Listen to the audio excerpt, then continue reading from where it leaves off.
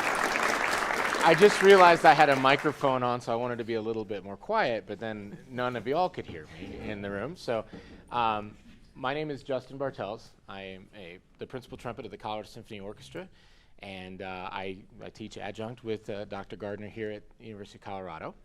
And we're the Colorado Symphony trumpet section. We've got Ryan playing with us today. Our third trumpet player had some family stuff, and about 2 months ago, he just didn't feel comfortable committing to being here today. And Dr. Gardner plays with us pretty regularly, so we felt pretty comfortable and with having him come in and play with the section. And also, just a little information, Dr. Edlebrock was saying that I was an NTC alum, but what's interesting about all three of us, and I'll introduce, we have our associate principal, our second trumpet, Phil Hembry, and Dr. Gardner.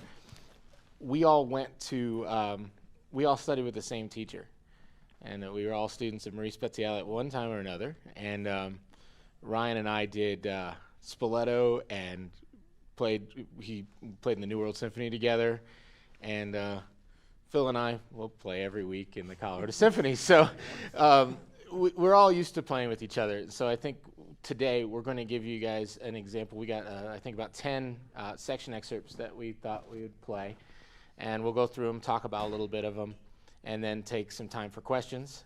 You feel free after we play one to ask something. It's pretty informal, but really appreciate us having us here. And I just want to say thank you to the National Trumpet Competition. And I'm going to throw one thing in there I forgot, because I always forget to do this. I am a Yamaha performing artist. I just wanted to throw that out to Bob in case he's shoveling his house and trying to get out of the snow up in Tahoe. But good luck to all the competitors and the groups and the soloists today and tomorrow. And I hope you had a good experience. I know it was a good experience for me.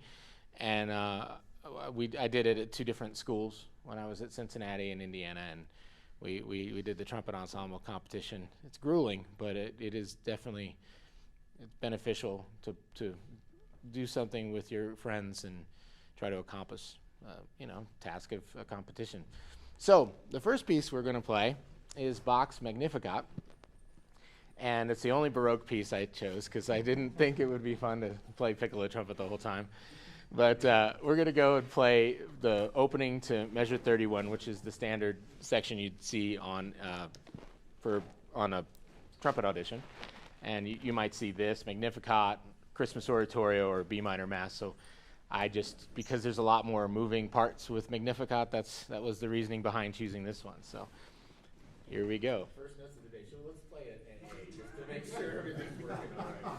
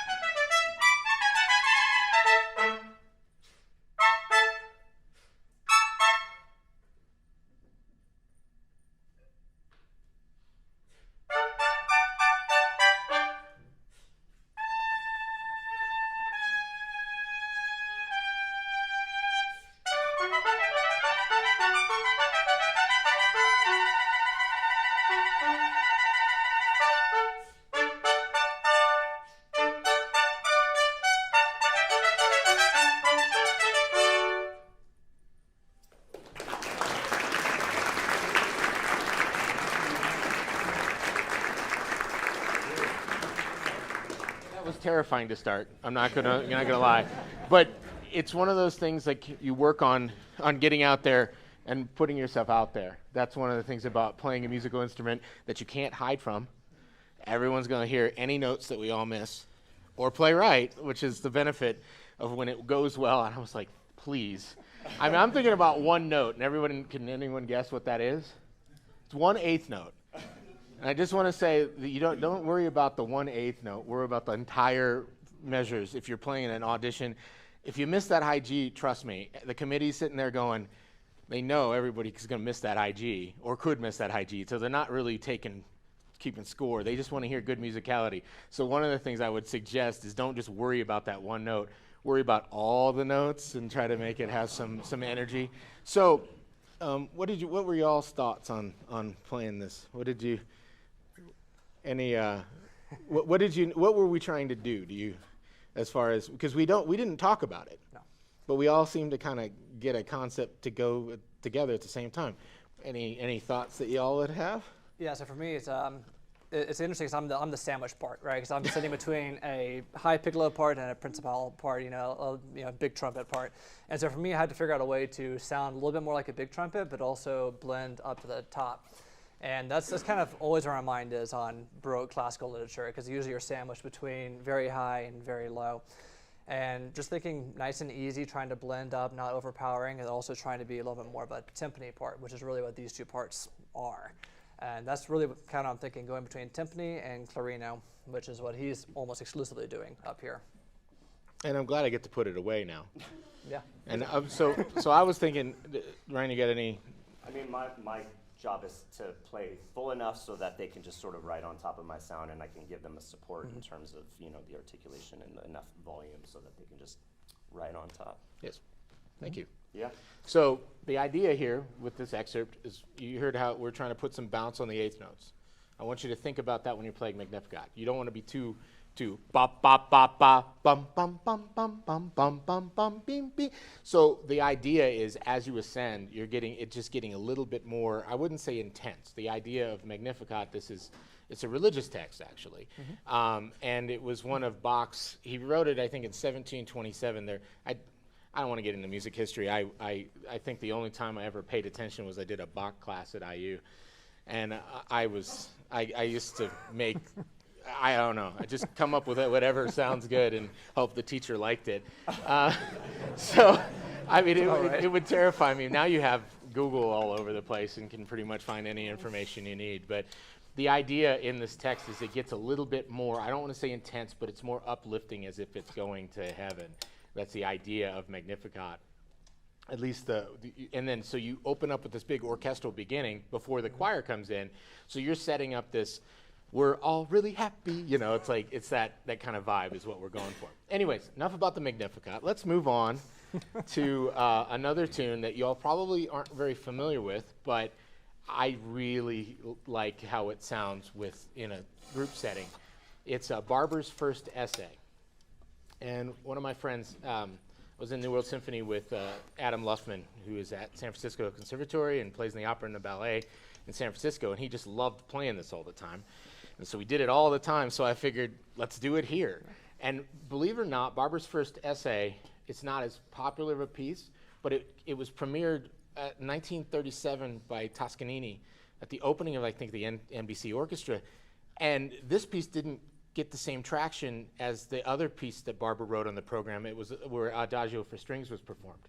So you don't hear First Essay as much, but Adagio for Strings is on, I mean, we probably play that once or twice a year for various things that happen. Well, we don't play it. But I love that one. Yeah, I do too. But just to give you an idea of how traction would happen, you don't see First Essay as much. I know the only one we've actually done in orchestra is the Second Essay, and we did it last year. And it was but you'll hear that what I picked this for is it has independent parts in the second and third trumpet, first, second, and third. And so here is Samuel Barber's First Essay. Let's do another A.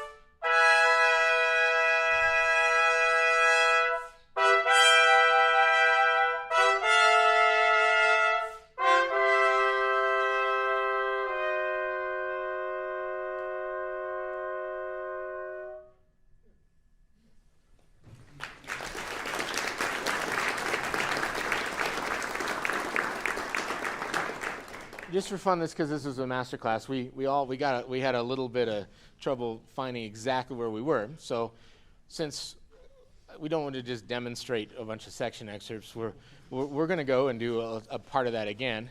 And it's a different room from where we did the rehearsal. And I've been in E160 a lot. It's really interesting. You would think that it would be a lot of vibrancy in this room, but it's pretty dead. So it doesn't hide. The sound doesn't go all over the place. So like, when you're playing in a deader space, you might want to put a little bit more length on notes. So just to keep that in mind, the more reverberant a facility is, the shorter you would want to play, because you don't want to get mushed. And then in a place like this, the longer you want to play. So we're just going to do something a little different. Why don't we just try to put a little bit more sustain on the notes, and let's do it one more time and just see how that goes. So starting at 4.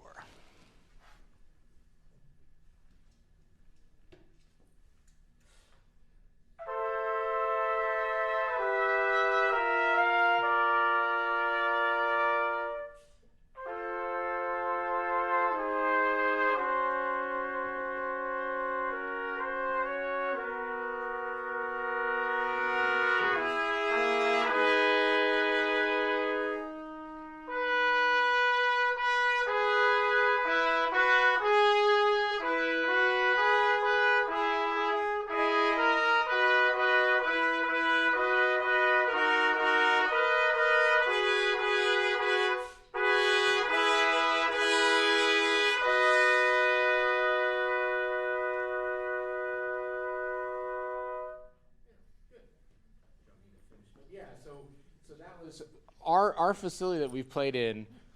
I have to say, it's one of the largest interior-based performance halls in the country. It's about 1.3 million cubic square feet of space, as far as reverberant space. That's what I was told by a recording engineer one time. Which, if to give you perspective, Carnegie's about 850,000. So and we don't have a shell. So we played this directional instrument. The horns don't play into a wall or anything. They kind of have a makeshift wall. So the trumpet ends up kind of sticking out in the hall a little bit. And so, but only in certain places. We have a hall in the round, so we're almost in the center of the facility with no shell. And so everything gets to be a big mush of sound. But when you're on stage, it's clear. But when you're out in the hall, it's not. So we tend to try to put a little bit more front on the notes and play a little bit shorter. And that's something you would do in a hall that has a lot of reverb. In a drier facility like this, you want to play it with a little bit more sustain. Now, that doesn't necessarily mean we're going to do that just because we're used to playing in a certain facility all the time. But I just wanted to give you all a different perspective and play it again the second time. So we'll move on to the next one, and then maybe after one or two more, we'll take some questions on some of these. And now here's one that you all should all be familiar with. It's Brahms' Academic Festival Overture. And we had talked about playing rotary trumpet, and I didn't even bother mentioning it again because at our concert on Friday, one of my soldering joints on my third trumpet pitch finder fell off. And I made a joke to Wayne Tanabe yesterday, hey, you got a soldering gun, knowing he wouldn't have a soldering gun. Now, it would have been cool if he brought one to NTC, though. So I just didn't, I thought that just scraps the entire idea of us even trying to play rotary trumpet. So that's why you didn't get a text message from me about rotary trumpet. So what we're going to do here is we're going to try to emulate the idea of being a little bit rounder with Academic Festival Overture. But a little backstory on this one. Brahms, I can't remember the exact date. I know it was 1880s, I think. Had a friend of his that was said, hey, I know this university is going to give you an honorary doctorate degree. And he's like, oh, that's great, awesome. And so he writes the piece. Then he finds out they want him to show up and be there. He didn't want to be there, so actually he didn't write the piece before it. The story is, once he found out in order to receive the honorary doctorate that they were going to give him, that he had to show up, it changed the way he was going to write the piece. So he wrote a tune on college drinking songs for an honorary doctorate presentation at the University of Breslau. So when you listen to Academic Festival Overture, just think of it as you're listening to Brahms basically making fun of universities for all the partying that goes on. And this is in the 1800s. So this is Academic Festival Overture, and that's what the academic part of it means, that it's just college drinking songs. So we're going to play this is the section from 63 to just about a couple measures after 88.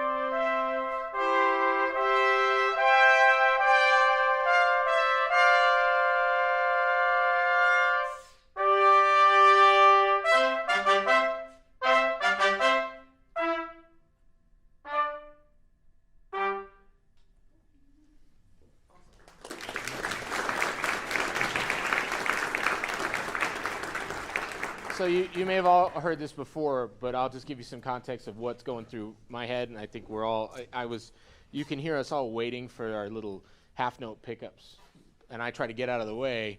What's really, I appreciate Ryan's playing a really good low C for us, and it's great. And I have to say, when I hear players working on this excerpt, I mean, it's the same note.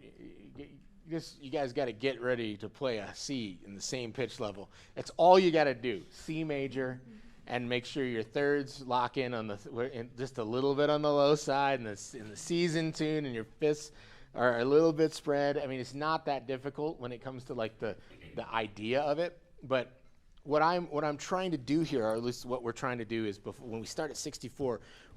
From 64 to D, we're trying to just be nice and lyrical. And then when we get to D, we're going to put a little bit more front on the notes as we go through to the L'Estesso tempo. So it's just getting a little bit more energetic, but not too much. Just a little light inflection. So I'm putting a little bit more front on the notes. And with Brahms is a little bit different than Beethoven. You don't put as much front on Brahms notes as you would on Beethoven notes. Beethoven is a little bit more pointed, I would say, with some of the attacks, especially later Beethoven.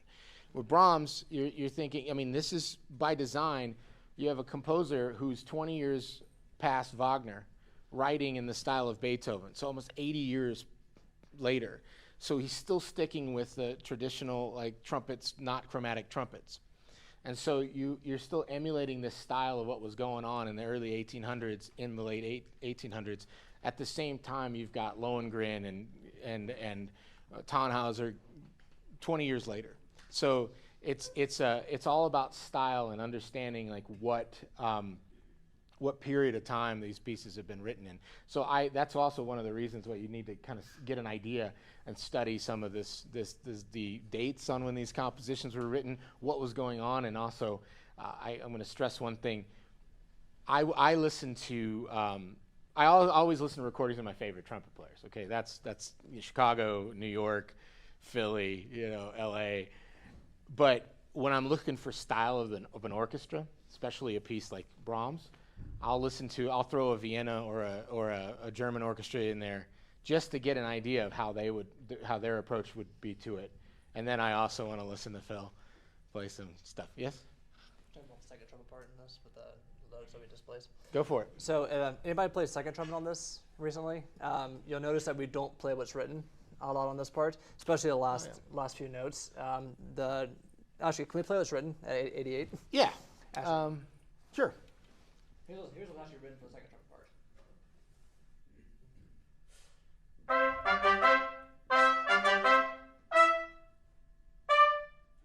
So you have to do that large leap there, and also suddenly hear that octave in place. And so in the orchestra, I don't like doing that. I think it doesn't sound very cohesive. So let's play it again, if you wouldn't mind. And I'll do what I actually do. I should take everything down an octave, so that I'm playing in direct octaves with the first. Okay.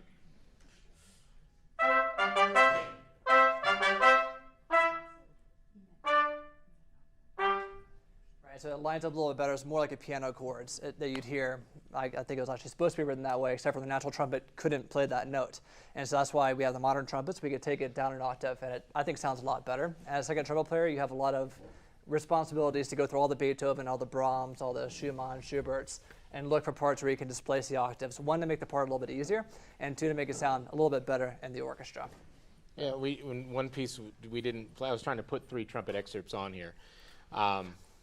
Schumann 2, a good example, because what Phil's getting at, and I explain it horribly, but the instrument at the time didn't have those notes available. And so when you're playing Schumann 2, you got to be cognizant of which notes were playable on the instrument and take those down an octave, because the reason that they wrote them up in the same range was because as the instrument gets, the overtone series gets higher on the trumpet, the notes get closer together. And so with valves, we now can play those lower notes. The Schumann 2 is an interesting one, though. He didn't just write it up an octave for the second trumpet part. He wrote about 4 notes for 13 measures. And it's all just the low C, the low G, and the low C. There's no F, there's no Ds.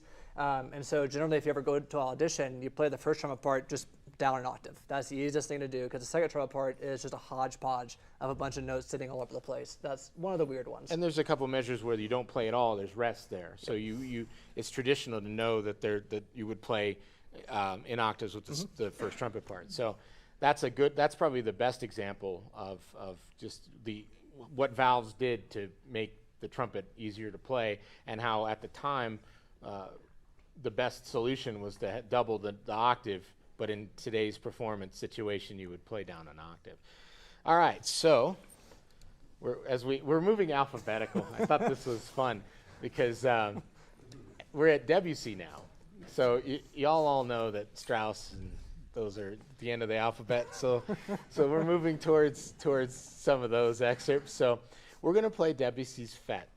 And it's the second movement of a piece called Nocturnes. And what I like about this is it's a festival. I think of it as a band from a distance. So you're playing as if you're way off in a distance off stage, but you have to play with the same sort of intensity and a really soft triple piano as you would. Sorry. It's so weird that there's trumpet players around playing in the hallway. So the idea here is we're like a band from a distance, and we're getting closer and closer. It's one of my favorite pieces to play, and it was really the first time we ever did it. I was like, we're always worried about playing it so soft, but the first time in context of the orchestra, I was like, this isn't as bad as I thought, and I don't know if I'm going to regret that statement someday. So here is we're going to do both excerpts from Fete.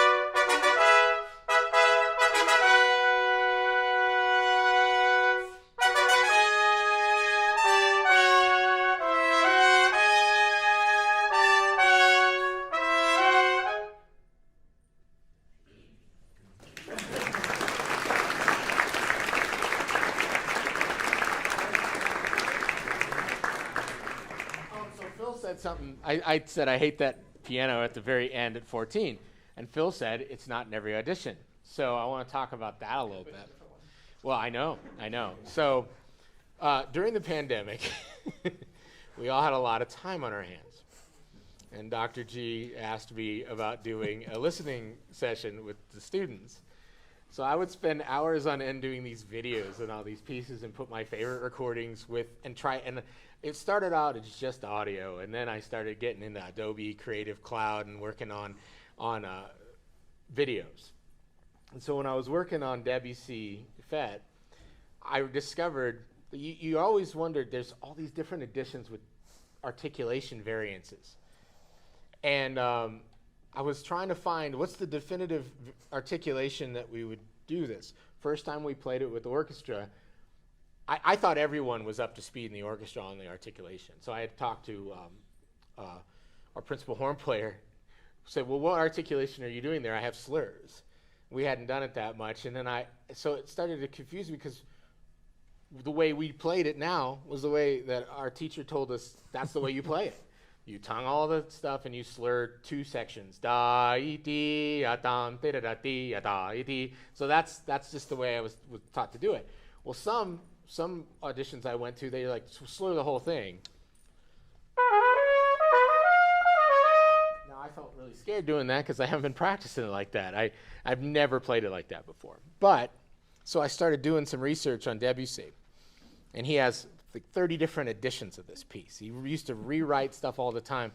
And literally his response to a critic about because there was somebody that, you want to be proactive if you're about to play something. Debussy's response to what do you want to do? Oh, just let it happen, be organic, and let it be free. So Debussy didn't really care. He was all about having it be whatever is in the moment, whatever the music brings you.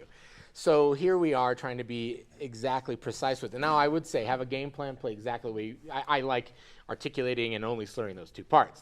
That's what I would recommend. It's a safe bet. But Phil said that pianissimo is only in one edition. And there's another one where it is still extended. One edition. It's an it's an A edition. So I like it when it changes the dynamic from fortissimo and just backs off to pianissimo. But that's a very Debussy-esque thing. You can go on, I have a Dropbox folder I set up with all these orchestral parts. I have the original version. I have a revised version. You can go look on, if you ever check out the New York Philharmonic's digital archive library, you can, that's been invaluable for me, especially with Ravel and Debussy, because you see all these extra written in parts that conductors have added. So if you look at La Mer, you can see there's a Mazur edition that's got all these extra trumpet parts, and it's really, you'll have conductors that every time you play with a different conductor, they bring something different, or a different like ideas. So there's these added measures that are in La Mer. And if you really want to get up to speed and not be thrown a loop with something, you go check out the New York Philharmonic and look at the digital library that they have online, and check out the first trumpet parts of any piece you got coming up playing. And sometimes you'll see like like Brahms has some added measures in there, changed notes, and in Bruckner 7 we're doing that. Sometimes there's a tradition to take certain parts of that piece up an octave, and then La Mer there's this part, bim pam ta ta ti. That's not in any of the original scores. And then there's the ending has something in the cornet part. So it's a good way to not have to be put off guard if you're playing these pieces. You may see a conductor add those old different editions of each piece into the piece, into the performance. Sorry, I speak fast and I start stuttering, and I just need to be slower when I talk. Cool. So. Any thoughts on Debbie's? You guys want to do it again, or should we move on to? So our next piece, and then we'll take a couple questions after this one if y'all have it.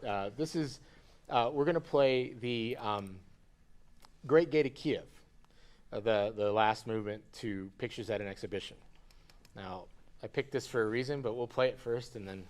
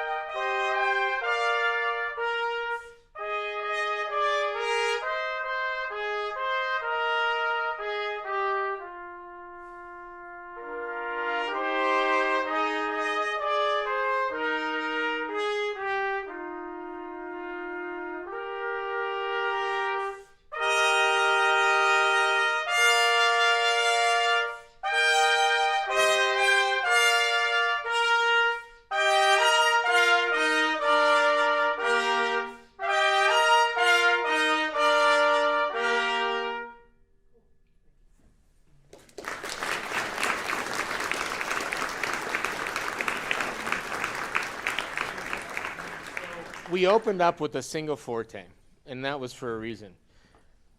I know when you're young and you haven't played these pieces, this is the first time you're playing pictures, you want to go right after it and crush the opening of this. There is a lot of room to go. Did you play with us last time we did it, or yeah, we do it every 2 to 3 years. We do it regularly. And yeah. Yes. And it's always a little different, but my favorite opening is when the first section is almost like a mezzo forte to forte, because by the end of that piece, it's not mezzo forte to forte, and you're crushing it a little bit more.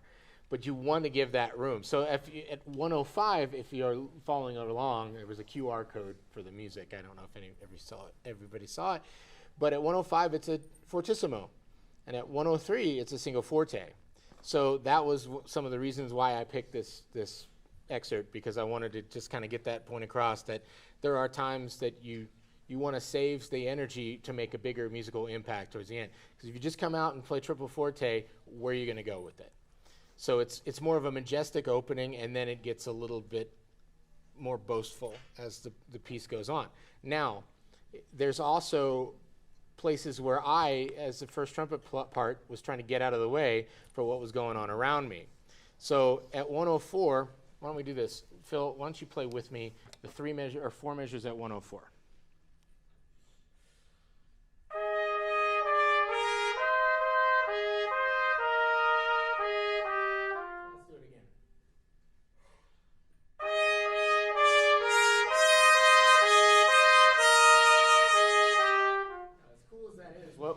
What was wrong with that? Did you notice the difference? Exactly. So be cognizant of when you have the melody and you don't. Just because you're sitting in this hot seat doesn't mean you're always playing everything. You're always the lead voice. Sometimes. Well, it makes me play louder. Yeah. I don't want to play louder there. And I always think it's funny. There's always there's moments in second and third trumpet lore. We're doing. I was talking to Patrick about, we're doing Bruckner 7, and he was disappointed. I want to play Bruckner 4 one more time before my career's up, and I know why, because he just wants to play the trombone lick that's in dee bom papi in the last movement of Bruckner 4.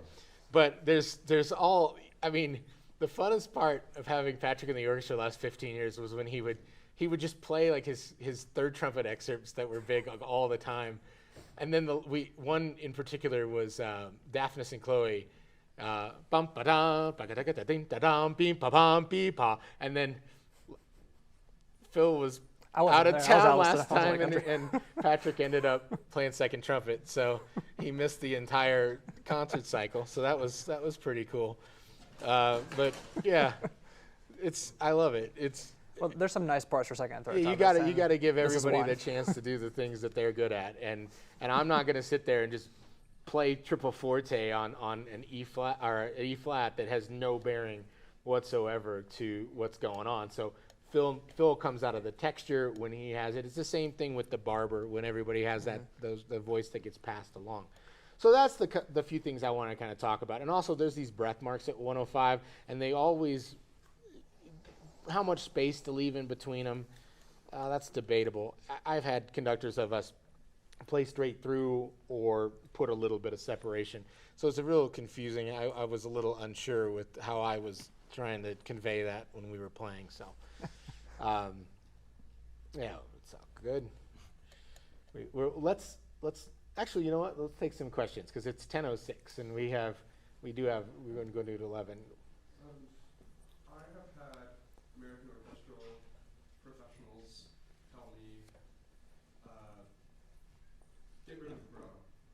It's falling out of the American orchestral style. Just get rid of it. Or if anyone is going to play vibrato, it better be the principal player, which makes sense. I noticed you using vibrato pretty much everywhere, even in the Brahms, which would otherwise be played on rotaries. But it's not disrupting the section sound. So I'm wondering what your personal and the section's philosophy on vibrato, and if that differs from maybe when you're taking an audition versus when you're already in the section. Well, getting me to get rid of vibrato at this point in my career is going to be like Tim Tebow when he was a quarterback for the Broncos. You know, have you heard this story? If you do something repetitive 10,000 times, you can unlearn a habit. Well, I always thought as soon as you throw the ball wrong one time, you have to do 10,000 more to get it back. Anyways, I don't want to play with, I want to play with some vibrato. I understand that there's a little different style with like no vibrato on something that you might play on a rotary trumpet. But I like to add a little bit. My philosophy is, and I think I'm speaking for us as well, that if you sound good at what you're doing, and you are convincing about it, it's going to be fine. I don't think vibrato's falling out of favor in a professional orchestra situation because, I mean, the flutes aren't. They're still using it. So are the bassoons and everybody else around you. So you hear that, I get it, but you got to take it with a grain of salt. I'll give you a good experience. We were doing Mahler 5 when I was in the New World Symphony. And Ian Bousfield, who at the time I think was playing principal trombone in Vienna, and he used to be in London. And if you all know, Michael Tilson Thomas was the music director he was conductor in London and San Francisco, and he recorded and played with London, and Bousfield, because he had been playing in Vienna, told me to play this section.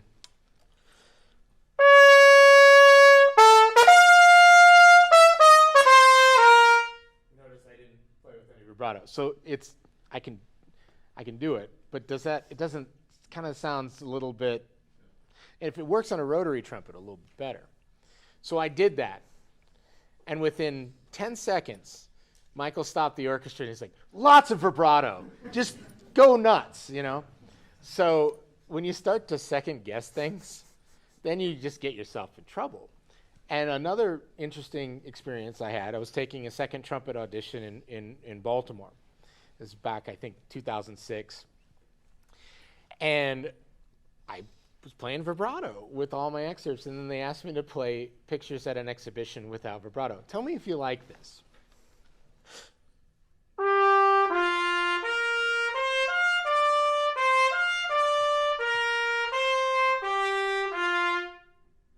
I did that, and I hadn't been used to it, and I was like, I wouldn't hire that, you know. So it was it felt like a little bit of a setup, and I don't think it really was, but you know, I just was so used to putting a little bit of, just a little bit of balance on it, with a little bit of vibrato. You don't want to go.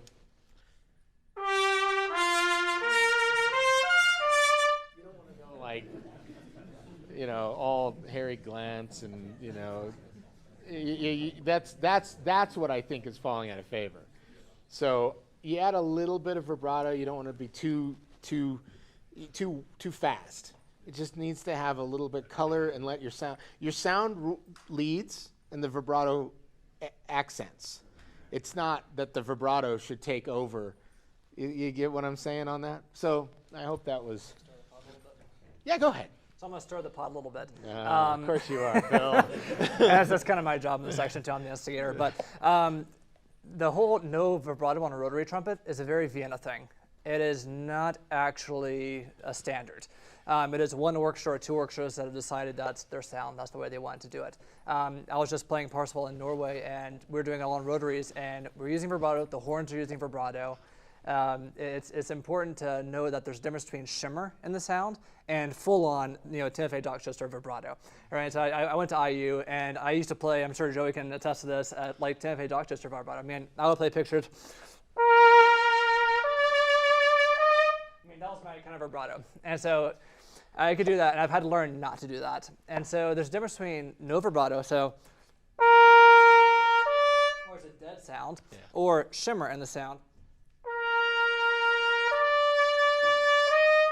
So you hear the oscillations starting a little bit. And even when I'm playing second trumpet, I do that, and quite a bit. And the reason I do that is that he plays brighter than me when I'm playing second trumpet. And because I'm playing a lower part, the instrument's not as bright down there. I have to brighten my sound up in order to match this. And then when I'm playing principal, take it as you will.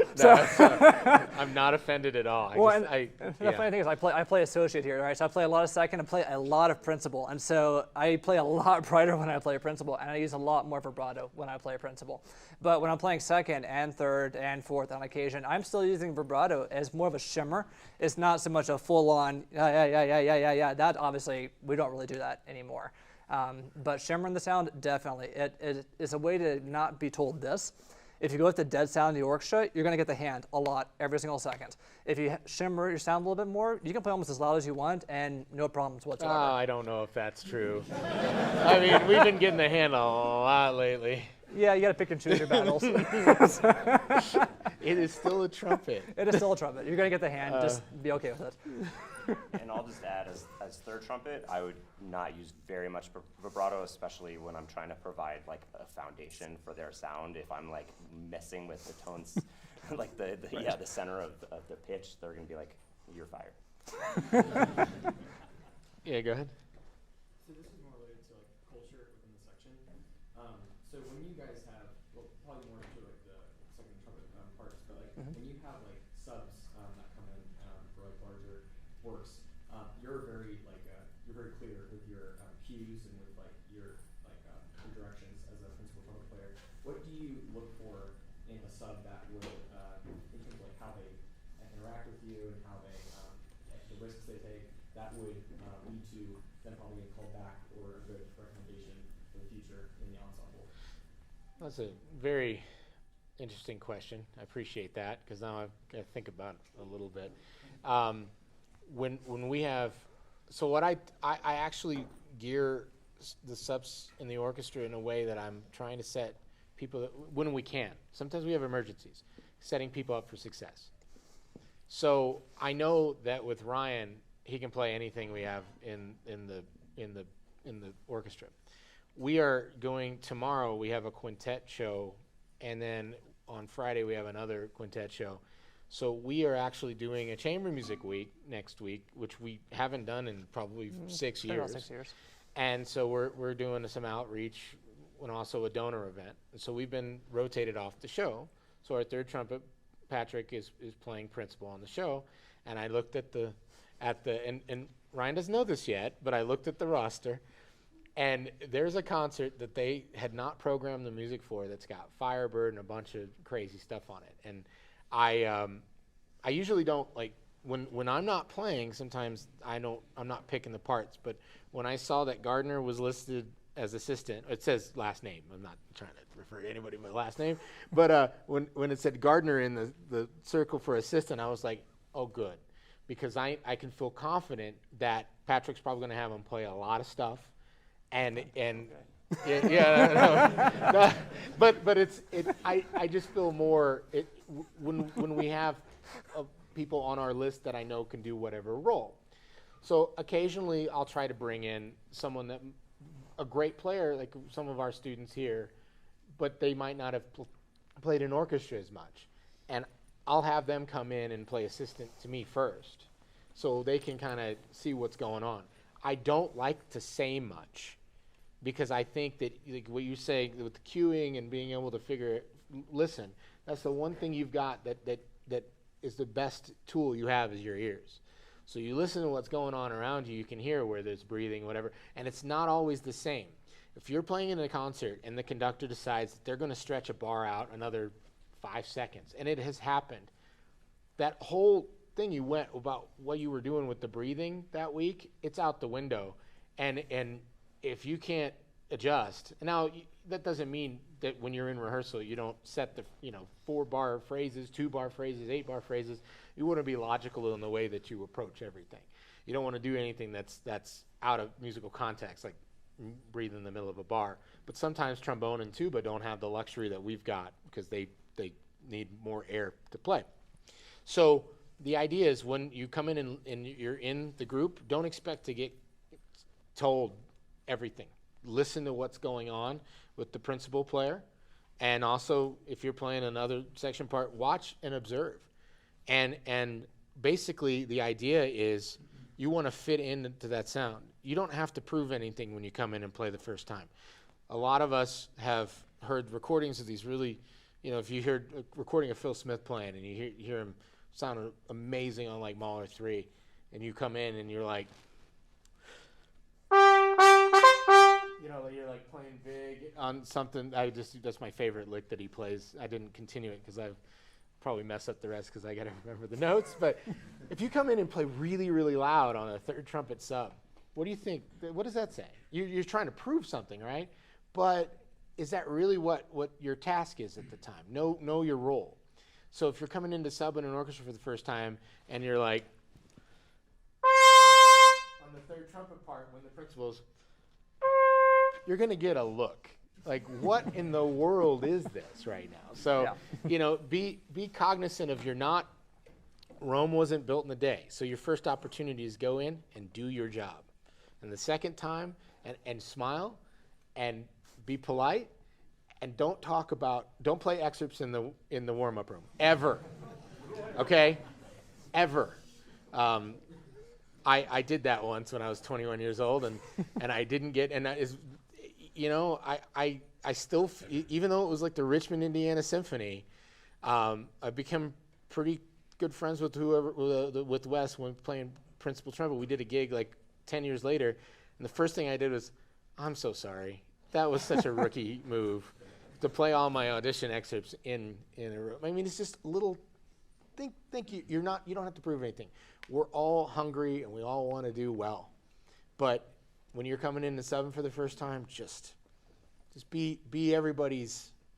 You want to be somebody that people can depend on, and that is when you're coming in and playing assistant or third trumpet, playing all the right notes, not getting in the way, and listening to what's going on around you, and just not talking any crap about anything. You know nothing. You're not. So it's basic career advice, but yes. So how much does your knowledge of a composer and their ideas affect the way you play a piece? Like, do you do a deep historical dive into the historical context of the piece before you play it, or do you prefer to have your own interpretation? I actually do, but he's laughing because I try to give the impression that I don't, because I like to feel like I'm kind of my approach to playing is let's just see what happens, because honestly, it's so hard that if you're worried about how everything feels that day, you just got to do it. But yeah, it does. I mean, it's mostly for me, it's about style. It's about knowing that German repertoire is different than Russian repertoire. And to your point about vibrato, there was this video going around when Steve, principal trumpet NSO, just passed away. Steve Hendrickson. There was an old video of him playing Shostakovich 8, and there was this debate going on online. You would never be able to get away with that vibrato today. I've been told to play exactly like that with sorry,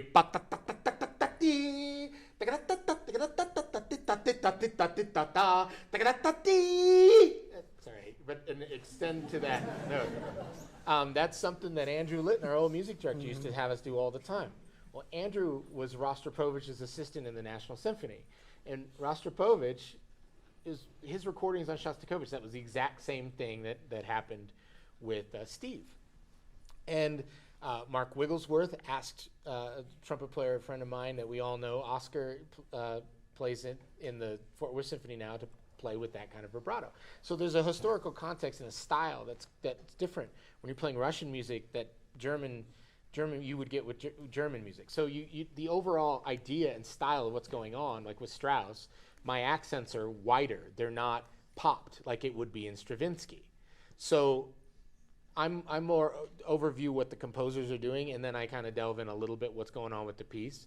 And then since I've been teaching at the college level, when I was in school, I didn't pay attention to it as much as now when I feel like I kind of have to know what I'm doing. My favorite thing when I was working on Symphonia Domestica, I mean, Strauss had a huge ego. He wrote a piece called A Hero's Life about himself. He was the hero. And I did not realize that Symphonia Domestica was about a domesticated family. It was about his family.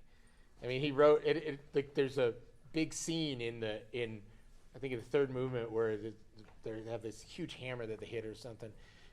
Trumpet's not playing, but it's the baby not wanting to go to sleep after their bath. And so there's a quote from a conductor that says, "There's nothing been louder in classical music than a Bavarian baby who doesn't want to go to sleep." You know, so there, yes, you want to do historical context, but you want to it's for style, and interpretation, and recordings will tell you that. But I tell you, every time the different conductor comes up and plays with us, it's different every time. It's never been the same. Well, something, the way I look at it is, obviously you need to know the styles, but for me, that happens in school. If you're doing that in the job, it's too late, and you're gonna have trouble in the job, and you're probably gonna end up getting fired pretty quickly. And the reason for that is that our music comes at us so fast. We are playing different repertoire every single week, and sometimes multiple different shows every week, which have like, oh yeah, you see a youth concert, you're like, oh, this is great. And it's Shostakovich Festive Overture, Firebird, and all these really, things that you should know already, but they're on youth shows, and they rotate fast, and they come in. And so in school, y'all have the luxury of a little bit more time than we do to actually prepare this literature. So I would really encourage looking at the styles and talking to your teachers and finding orchestral players, figuring out like all the stuff Justin was saying, like what articulations, what vibrato, what timbre, all that stuff should be learned before you get a job. This also helps you win a job. If you can go in audition, play, say you have pictures, you have Mahler 5, you have Petrushka, you have Leonore, and then Pint all in a row. They shouldn't all sound the same, right? They should all sound completely different. And this is what we do in a job. Obviously, it comes a little slower in a job than it comes in an audition, but learning how to transition between styles, like kind of like we're doing today, too, going between these different pieces, that's the important part. So yeah, composer is important, but knowing the styles is the first step. And then I play a lot of modern music. I ended up playing a lot of the opening acts. And so I do all this modern stuff. And so for me, a modern piece is a modern piece, right? And so they're all They're really kind of hard, in the so same I want post. Phil to do them all. Yeah, and I like modern music. It's I'm good at it. like technical stuff. Yeah, it's and all I'm the just technical like, stuff. But for those, it's different than Mahler or Shostakovich. All their articulation is usually short, usually is extraordinarily loud to extraordinarily soft. And so you have to learn all the different styles. But do it in school as much as you can, so when you're on the job, you're not worried about it. You see, oh, okay, cool, we're playing an Anna Klein piece. Okay, here's how it goes. I know because I play all this modern music. Here's how it goes. Oh, we're playing Mahler this week. Great, I know how Mahler goes. That's more of the approach I take. Yeah. I'm less detailed about it nowadays. I'm more of just, okay, this is the style we're doing. Let's make it sound great. Yeah, when he first got the job, he was very detailed, and when you don't, I'm still detailed, but not. Yes, but it used to be very intimidating because I would, I'm not going to say that. I should admit that sometimes I wasn't as prepared for some of the more popsy shows that we played, and then when Phil comes in and never misses anything, you're like, oh man, I should have looked at that a little bit more. It puts you on your toes and then gets you kind of back, reset a little bit to make sure you take your stuff home. I remember when I first got my job, our old second trumpet player Danny used to say the same thing to me. So you don't want to get complacent. You want to keep on your stuff. So speaking of style changes, this is the perfect example. We're going to do the march from Shostakovich 5. Well, kind of, within reason. There we go.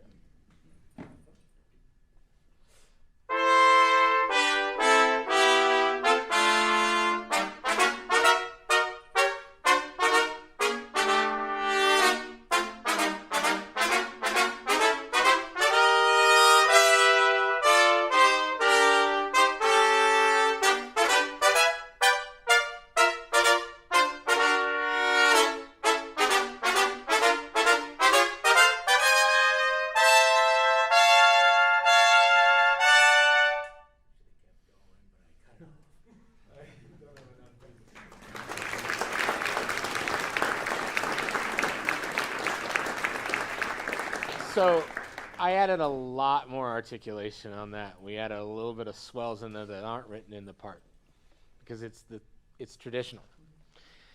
And so if you noticed, everything that was short with a lot of accent, I played short, like extremely short, and then I put sustain on the other parts. So it's a little bit more. If you've ever listened to a Russian orchestra play a Russian piece, when I was in Miami, we had the Russian National Orchestra came in, and they started playing Festive Overture, and I swear, it was, I apologize. You might want to cover your ears for this. This is the first note of the concert. And I was like, what in the world just happened? And so we had a friend in the orchestra that knew in the orchestra I was playing in that knew one of the string players. He said, "Oh, their principal stayed home. That's their associate." Like they all played like that, and the horn player played all this. And they also played Czech 5, ton of vibrato on all the solos. So it's all about, maybe you're right. American tradition is different than what you'd get like in Vienna. But I like to think of our world now. You see all the postings on musical chairs. You can apply for a job in Australia, China, New Zealand. We live in such technically advanced world that it's all orchestras are one type of you need to be ready to play in all different types of styles. Anyways, let's move to we'll finish up the excerpts and then because we're getting pretty close. This is my favorite tune. So here we go. I won't introduce it. We'll see how many of y'all know this tune.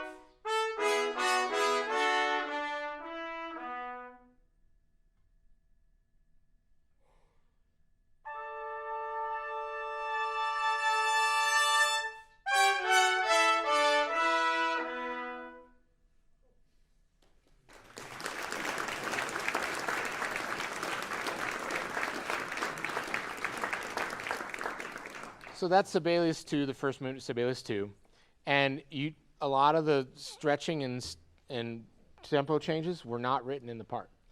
It's something that you kind of learn over time. And one time, right before last time we played it, the conductor actually had to stretch the triplets so much that it was.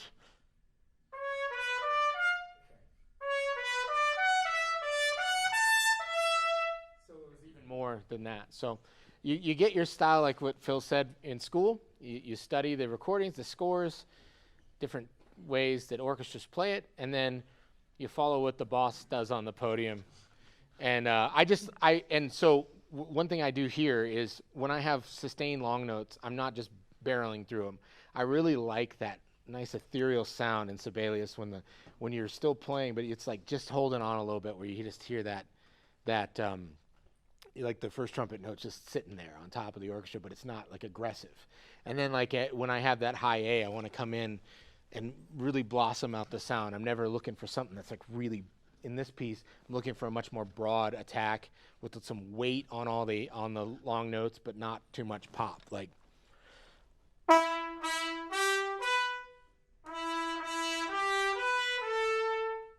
And there's a little bit of a difference. So that's the idea and the concept you get from different styles of understanding how, like a Finnish Scandinavian or he's Finland, yeah, Finnish composer would write. I mean, it's a lot more like effect. And Nielsen, he's Norwegian, right? Nielsen is the same kind of idea. It's much more like open-ended, a lot of fifths, I think, too. All right, so we're going to play the end of this piece, and it's marked triple forte. But I think of that as more like a group dynamic. First and second trumpet parts are doubling each other for most of this, and the third's a little bit more independent. So that's another reason I picked it. And so we're not going to be as aggressive, and Ryan can come out just a little bit more. So here we go. This is the molto largamente at the end of Sibelius 2.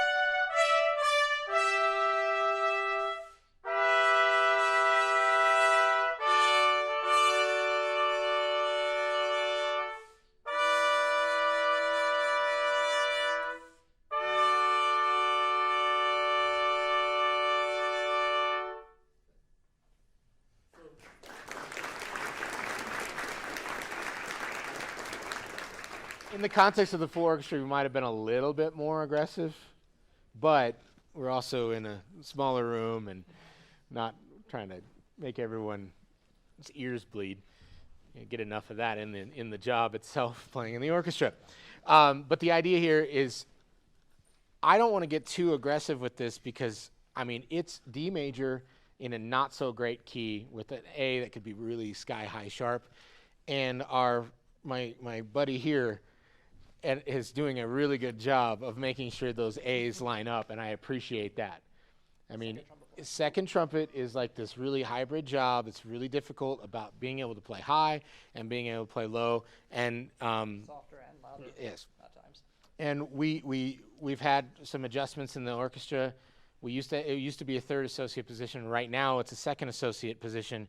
So Phil's workload is exceptionally difficult, and so he has to play those, like you said, the beginning of these concerts where he plays this new music piece. And I feel pretty bad because I'm like, how do I get him some more time to do stuff?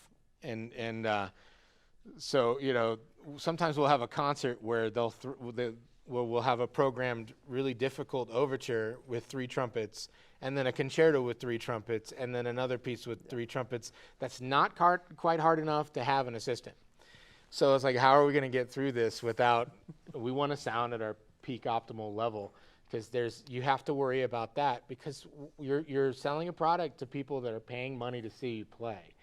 So if you overplay during your concert days and you take something that's away from the audience, you've done them a disservice too, because we play music, we play for ourselves at times, we play for others, but we're performers. And the idea is you want that audience to come away with an experience that they can go home with saying, I really enjoyed listening to the Colorado Symphony today. It really inspired me. And you're trying to, you have to be cognizant of making sure that you can provide the best product you can each day. So anyways, I picked this piece because it's been creeping up a little bit. I noticed St. Louis had it on their section round for an audition recently, and I've seen Sibelius 2 coming back. I remember asking my teacher, Marie, how often it was played, and it seemed like for a long time Sibelius 2 was on many audition lists, and then it kind of fell out of favor. I wish it would come back, because it's such a good indication of a nice, you can hear how a player sounds, you can hear how they articulate, and intonation.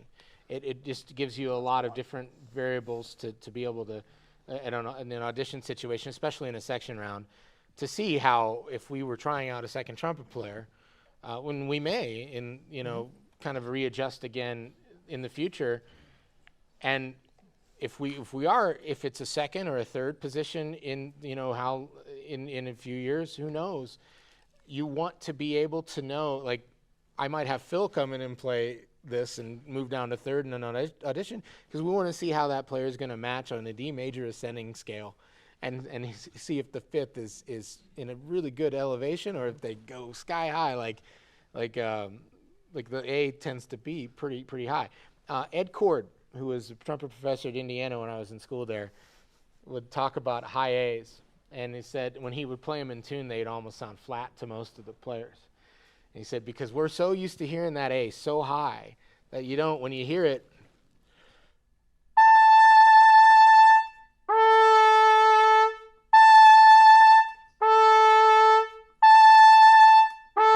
where it's kind of supposed to be,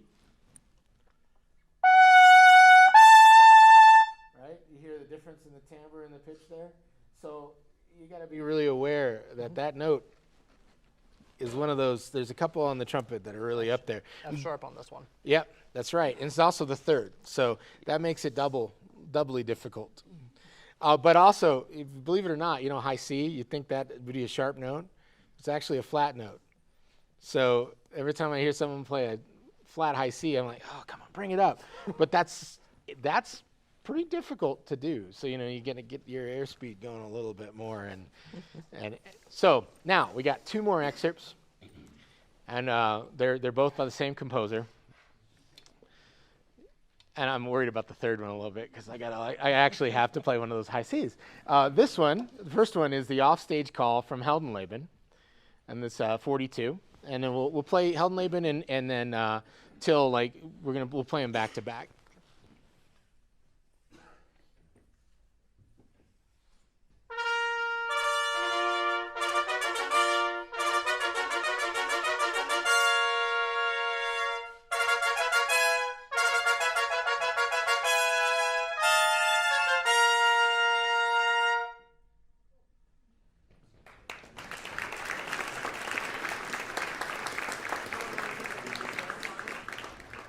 to do is make sure you cut off at the same time. So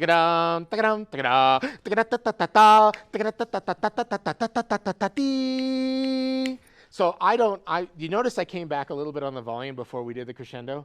So I didn't want to just be plowing through it. I want to let all three parts come out. And at the very last two measures, Ryan's got these descending half steps, and they're awesome if you hear that third trumpet part. But guess what? You're probably not going to hear it because it's way off stage.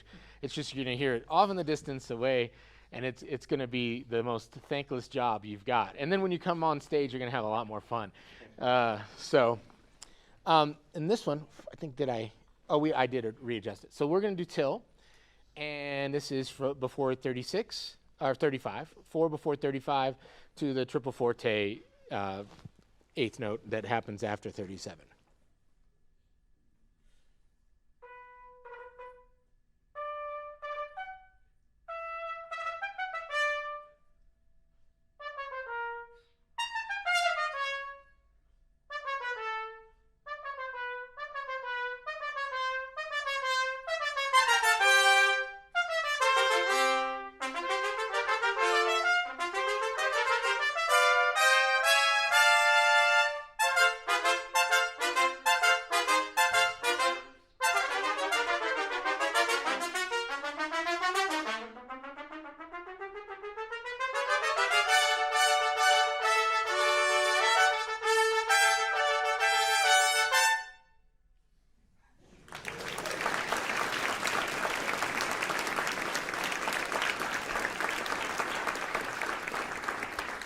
Good. That worked. So, because being associate principal, Phil actually sometimes plays some of the third trumpet on Mahler 5 and third trumpet on till. He was going to, and then Patrick wanted to. He requested it, so we were like, let's have Patrick do it. But then it didn't even matter because I ended up getting this thing on my lip. I couldn't play the show, so he ended up playing first trumpet last time we played it. That and Don Juan, same concert. Yeah, I think Ian played second trumpet. That must have been a good experience to get a call in the morning. Yeah. To play that part. That was a short range situation, and I'll be full disclosure here. I got this blister, pimple, whatever you want to call it, right in the center of my lip. Neurotic is not a good way to just describe me. It's bigger than neurotic. I'm like, my career is over. I can't get a sound. I couldn't do octaves between a C and a G. Nothing was working. And I mean, it was just one day.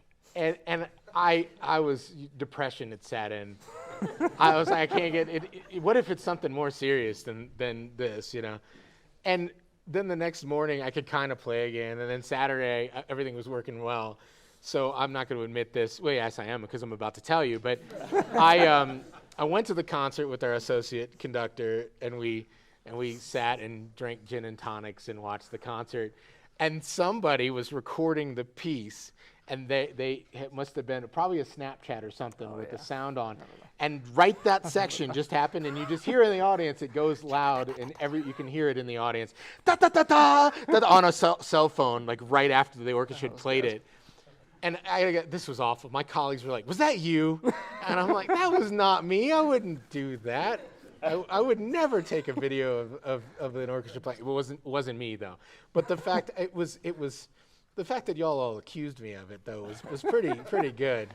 Yeah. So. Well, that's another thing you probably like. You know, me playing third trumpet. I'm kind of the symphony's insurance policy. That's kind of my job. So, and it happens more than you might think, and especially with COVID, through all of our restrictions and everything. It's, you know, if you feel sick, you don't come into work. And so odds are all three of us aren't going to be sick at the same time. But even a few weeks ago, there was a show. It was Appalachian Spring and Bella Bartok's Dance Suite, and then a pop show on the second half of it. I wasn't supposed to play the show. It's a 2-trumpet show. I was off that week. I get a call on Tuesday. Hey, so Patrick had to leave. He had some family emergency he had to take care of. I was like, cool, I'm playing second trumpet. Nice. I like that. And then we're up in Vail. Here, and I'll you can tell tell him. this one. I'm going to tell it because it happened to me. Yep. So we start playing App Spring. They had a catered dinner with some steak, and I was just talking to the conductor and one of our artistic reps. I'm just having a great time. Everything's chill. We're up at the Volar Center in the mountains. We go and start playing. The first note I play, the first time I have a high A, I just get this sharp pain right up in the top of my mouth. I'm like, what the heck is that? And I mean, everything's working fine. It really hurts. It feels like there's some dental thing going on, like somebody drilled a hole in my tooth. But, I keep, he's looking at me funny because I'm like, you okay? I'm like, this sucks. I'm like reaching around, trying to find what's going on. Intermission goes by. I don't find what's happening. It still hurts. And then all of a sudden, I get this huge pain in the middle of the second half, which was when we were playing with Bela Bartok. And then I kind of reach around and I touch the back of my tooth and it's real jagged. I'm thinking, oh, that's weird. Not Bela Bartok. It's Bela Fleck. Oh, you're right. Well, he was. That would be fun, though. But I think there is a correlation between There his is. first name. So then I reach around to the side and I realize that half of my tooth is broken off. And so there's a direct line into my root, and that's why I got so much pain. Yeah.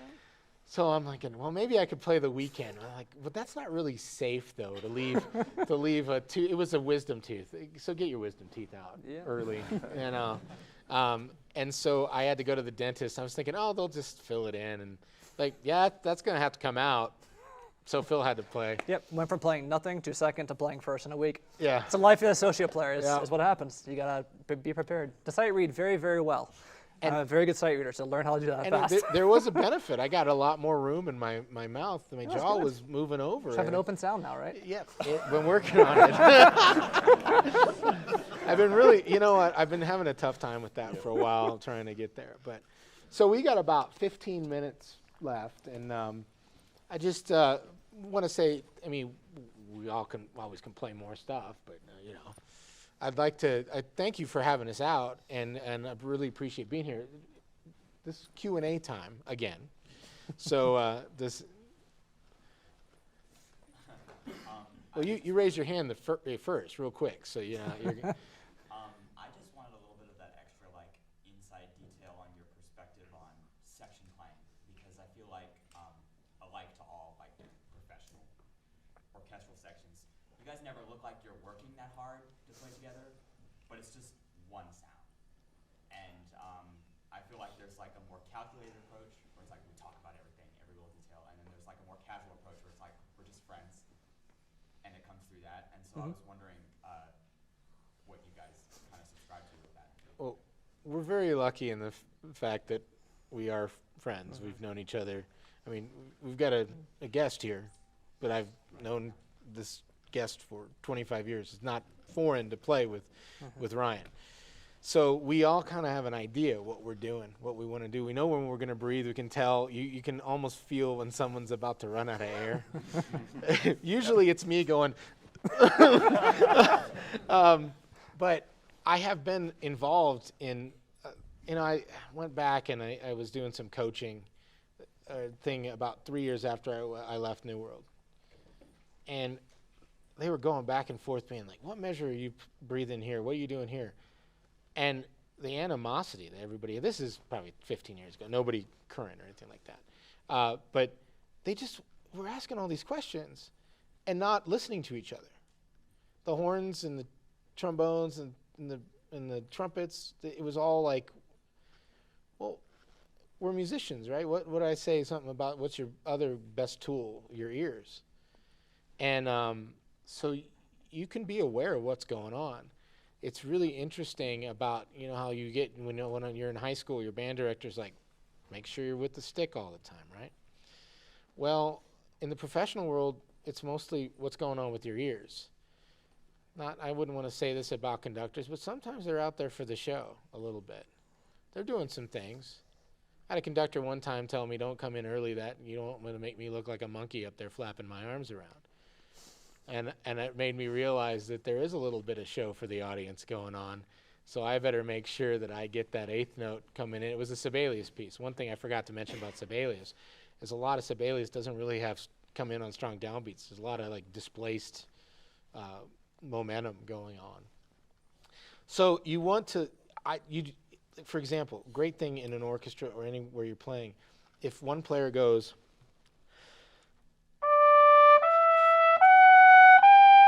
and then the next next section, or you hear a player that goes, it's pretty easy what was wrong with that situation, right?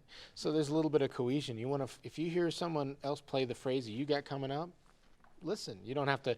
What happens is, for me, if I got to say something to somebody, it's usually like the third time, and You said one thing to me once in 8 years. Yeah, and it wasn't even. It wasn't even. It was something. just a, It's like, a hey, can we little. breathe here? I think it was a request on a recording that I thought was really cool, and I kind of wanted us to do the same thing. It wasn't. We don't talk. Yeah, very we much. don't need to, and. I mean, not but, about trumpet. But you will. There are some very communicable sections. But let's be honest about one thing here. Do you like it when somebody tells you you're wrong or need to do something different? So you can, if you have to, if it's really, really out. But if for most part, if you're in a professional situation and you really got your stuff together, you can just hear what's going on. It's so easy. Yeah. And part of it is that the second trumpet and third player's job is to make the principal's jobs easier. And so you have to kind of check your ego at the door.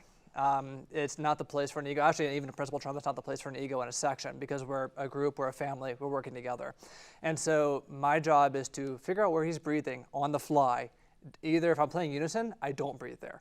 I wait until he breathes, and then I breathe the next time. If we're playing octaves, I breathe immediately. So you have to keep your ears on all the time. My job is to always listen in this direction. I don't so much care about the rest of the sections the orchestra are doing when I'm playing second trumpet. I really care about what's going on here, and I'll try to find the second horn and second trombone. And if I'm playing a solo part, obviously I'm caring about the rest of what's going on. That's the job of a section, is to make that job easier, and so that we don't have to talk about things. If I'm doing my job right, he shouldn't have to say a word. If I'm not doing my job right, there's going to be more discussion, and we don't want that. We don't want to have to talk while we're in rehearsal. We want to just have fun and play. No. We don't want to talk about the music while Yes, in let's rehearsal. put it that way. We talk about other things. Usually about how LSU and Alabama are, playing. And Yeah. Usually LSU's You just losing. got to be at the right place at the right time, Phil. Yes, you do. Yeah, you do. So one thing, kind of made me think about something. What Phil was saying, because he's not listening to what the other sections are doing. But see, my job extends. I'm like a little bit of like a supervisor in the whole unit going on. I have to listen to what's going on in the horns and the trombones, and usually things, if they're not right in rehearsal, take care of themselves pretty quickly. If there's something that's a little off, and every once in a while, it's really you'll get sideways a little bit. It's just you have to be. You look in a concert. Let's say someone in another section's not watching, and the entire section is like 20 clicks faster, and it's all of a sudden in the concert, and you're like, have to play on the end of beat 3. Da dum dee dum dee, but the conductor's da da dee da, and you're like, well, half of everybody's gonna be following the stick, and then half is gonna be listening to that, and you're just like, play a little softer and get a little bit more out of the way, and try to split the difference. It's the no man's land stuff that I don't like. Okay, but most of the time, and that can be solved if everybody was paying attention. So that's why no amount of talking to anybody is going to get everyone on the same page in the middle of a live performance going, oh crap, this could go bad real quick and we need to go. But it's my job to listen to what's going on in the other sections, and then they listen to me, and it's like a big pyramid. Yeah. From what you've encountered with young musicians who've graduated from high school or just entering the music profession, what are things that you wish their initial teachers taught them more of? Well, I'm going to say one thing just because it's my little soapbox about something. I don't think y'all listen to enough recordings. Or live music. Yeah. Live orchestras, live jazz bands. We all know, okay, I could ask you for five books that you work on fundamentals out of. But if you can't connect that with how the instrument's supposed to sound, you can work hard on it, but like every teacher can teach you about the instrument, but they can't teach you, sorry, there's a microphone. Sorry, everyone. But they can't teach you what's in here. You have to feel it. So there's an emotion to playing, you know? And so I wish that it's like sports. I guess the best analogy to give. I love sports. And I'm really hoping the Avs walk it back this year and win the Stanley Cup for the second time in a row. I really hope that happens. But anybody who's into hockey or into baseball or into football, if they're a young athlete, what are they doing? They're watching film, right? We don't do that for some reason, as much as I think we should. So if you get a bunch of recordings, I think this generation has so much more ability to listen to these pieces, and you can get them on YouTube for free. You can listen to. I found a Chicago Symphony recording of this Till Eulenspiegel. You can hear 5 different orchestras play it all differently, and then you start to get your own style. If that is the one thing, I mean, everybody knows what to work on. You do your Clark studies, but if you're like, this is how I'm going to do my Clark study. If I'm going to play.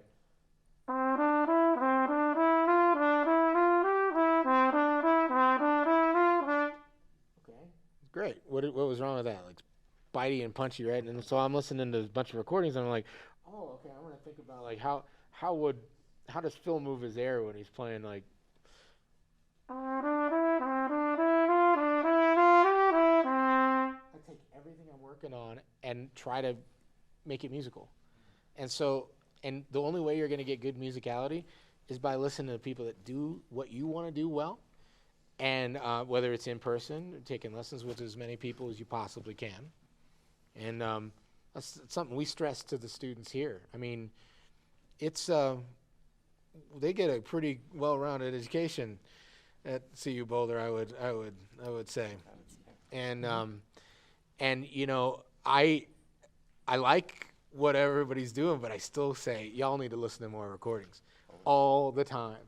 And I was fortunate. I had a good friend of mine, my friend Brian Berkeley, was into CDs so much. He had 26 recordings in Mahler 5. Now that might be a little excessive. And then he started reviewing for the American Record Guide. So he was getting all these new recordings and writing write-ups on it. But I mean, I think that's the key. You have to know what good sounds like.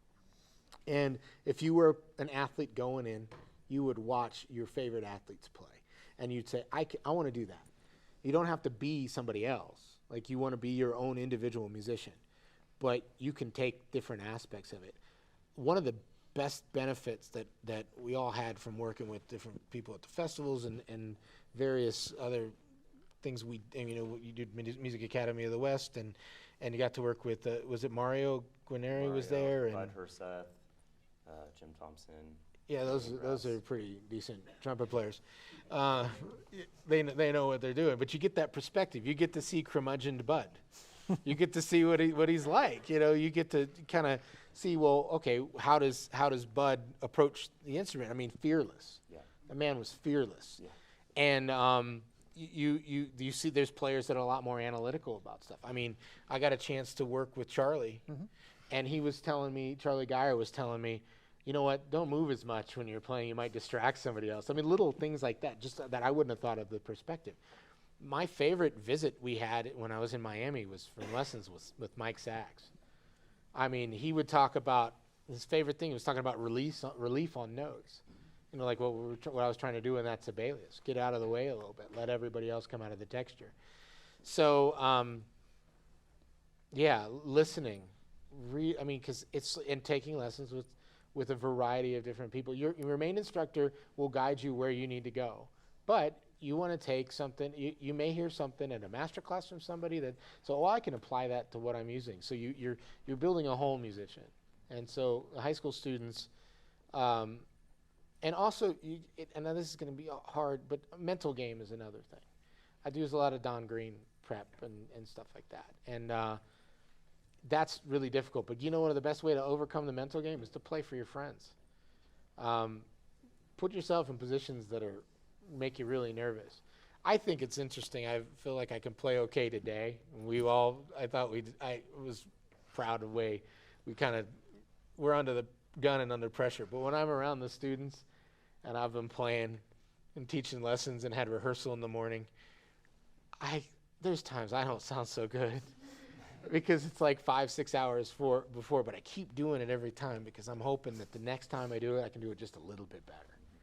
And you're putting yourself in high stress situations. So when you're in a situation when you're a lot of people here, like what we do every week, you can perform under more peak conditions. I can't. If this was an orchestral audition, my pulse, even though I have on high blood pressure, I'm overweight and on a bunch of beta blockers. Naturally, I don't. They don't work when I take an audition. All of a sudden, my pulse rate's up to 130. I'm thinking, how the heck did that happen? So that's why I got back into the Don Green stuff, because I'm like, I need something different because my blood pressure medication is interacting with any little other thing. I shouldn't discuss that. Always talk to your medical provider about yeah, we got about 2 minutes. How about one more?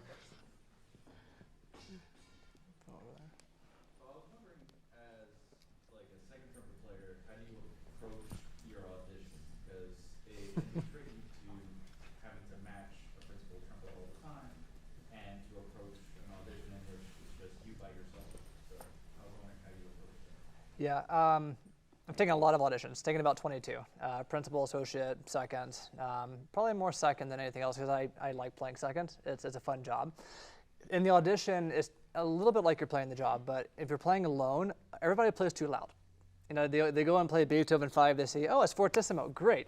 And they blow it down, and it really is not. It's just a big, nice, resonant sound. And so in the audition, obviously the things you need to have in an audition are you have good pitch, good time, and good sound. And then musicality is a plus. If you got that, you'll do really, really well. So second trumpet playing, you have to have all those three things. The most important are pitch and time in the second trumpet audition, because you need to say, I am able to set a pitch center, I'm able to hold the pitch center and not move from it. And because if a second trumpet player, if I'm listening to someone trying to play second to me, because I play a lot of principal too, so I get experience on the other side of that when I'm hearing a second player. If they're moving the pitch around, it annoys me. And I'm sitting there saying, I can't play my job because I'm dealing with this. And so the idea in an audition is to be as rock solid as you can with pitch and time, and clarity of articulation is another one that's really important. Because you hear how short he's tonguing, I have to tongue shorter because I'm playing lower, and the instrument gets tubbier the lower it goes. And so when you're playing second trumpet excerpts, if you play like a principal trumpet, it's going to sound da da da da da da da, so da da da da da da da. And so I've always said I need to play softer than the principal trumpet and shorter, and more articulate than the principal trumpet player. And it also helps if you do that, you actually learn how to play principal a lot better too, because then you can just take it and back off a little bit. And then as far as section round goes, you just need to be able to blend as fast as you can. And so what I actually did, I practiced that. I taught a lot of students. I was at Rice, and I taught a lot of students down there. And I would try to play second trumpet to my middle school students and make them sound good. And if you can do that, you can make anybody sound good, because he's very consistent. He knows what he's doing. I like playing with him because it's very easy. I know exactly what's coming in. I play with some principal trumpets where I have to guess, and you have to be good at that. You have to be, okay, got it, I know where you are now. And it takes a split second, and once you get it, you're fine. But practice playing with your colleagues. If you have someone, if you're always playing principal trumpet, you're not going to win a second trumpet job. It's just not going to happen because you don't know how to blend in an ensemble. So play second trumpet to a bunch of people and put yourself out of the way and try to make them sound good, which actually includes, for me, I don't listen to my sound when I'm playing second. I listen to him and him. I don't listen at all to what I'm doing. I practice in the practice room listening very closely to what I'm doing. But in the section, don't listen to yourself. If you listen to yourself, you'll end up stepping out of the texture too much. Yeah, and I want to add one little thing, and I know we got to wrap it up. I've coached many students with second trumpet auditions, and we had one years ago that was having a tough time playing second trumpet excerpts because they had really good high chops. And I said, look, you got to go in, you drop the dynamic down and play clean and see where that gets you. And I feel bad. He was runner-up to Phil, and it was real close. But when I saw him there at that audition, first of all, I was really proud because he listened to what I said, and he was able to convince. I mean, I knew he could play well enough in the low register, but sometimes you got friends that play big low parts and they crush it, and so that's your goal. You want to do that, but sometimes it's not as easy in the low register for some players when they specialize a little bit more in high register trumpet playing. So remember, err on the side of clean first. Don't do anything. As long as it sounds good, you're doing the right thing. Remember, whatever comes out of your belt, you want it to sound good. If you're like, oh, I don't really, that sounds tubby or disgusting, it's probably going to convey that way to the people on the other side of the committee too. So. Which Tubby is slow, and we don't want Tubby. Yeah. So anyways, I'm sorry we've went over 3 minutes. I apologize. But thank you very much. Good luck for the rest of the competition to everyone that's performing. Thank you.